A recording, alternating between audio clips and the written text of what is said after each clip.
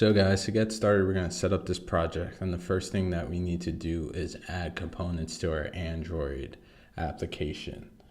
So inside the Droid, we're going to go to components, and we're going to right click this, and we're going to click get more components. So it's going to load the component store, and it already had my query, which was support, because we're going to use support libraries. So we're going to need the Android support design library.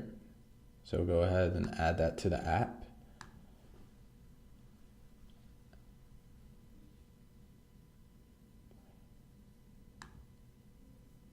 And then we're going to just get more components again. And support is still searched. And we're going to add a recycler view.